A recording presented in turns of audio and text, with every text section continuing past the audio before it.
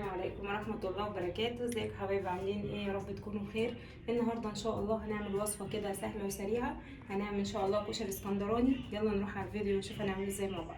عندي هنا كده بصلاية مبشورة صغيرة، حطيت عليها زيت علشان اشوحها شوية معاكم. طبعا هقلب فيها لغاية كده ما تاخد اللون الذهبي الغامق شوية. بقى ده لون البصلة اهو تمام. هنزل عليه بكوبايتين من الرز المغسول واقلبه بقى كده كويس.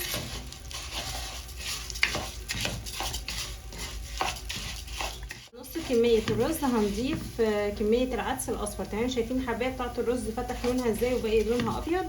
هنزل بكوبايه من العدس المغسول وهنقلبها كده شويه مع الرز اهو كده علشان ما يعجنش معاكي الرز، علشان العدس ما بياخدش نسبه ميه كتير تمام اهو.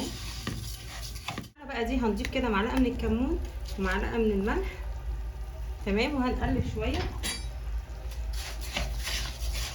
وهننزل بقى بالميه بتاعتنا السخنه على الرز والعدس ده. هنزل بقى كده بالميه بتاعتي السخنه لغايه ما اغطي الرز عشان ما يعجنش معايا.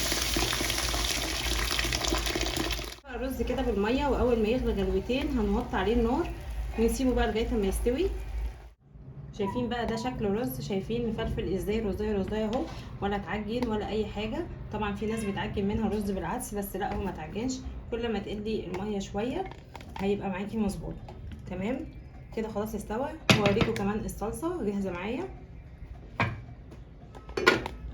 هنا كده 4 طماطميات هنقطعهم كده، وكمان بصلايه صغيره هنقطعها تمام، وهنضربهم بقى كلهم كده في الخلاط مع فصين من الثوم. عايزه اقول لك ان دي اجمل صلصه بتاعه كشري ممكن تعمليها في حياتك وسريعه جدا. احنا بقى الصلصه اهي في الحله كده بتغلي لغايه بقى ما تتسبك شويه، هوريها لكم. ده شكل الصلصه اهي بعد بقى ما اتسبكت خلاص معايا. ضفت لها بس ملح وكمون مش اكتر من كده. هنا كده بصلتين مبشورين رشيت عليهم معلقه صغيره من الملح، ورشيت عليهم بقى نشا معلقتين كبار من النشا.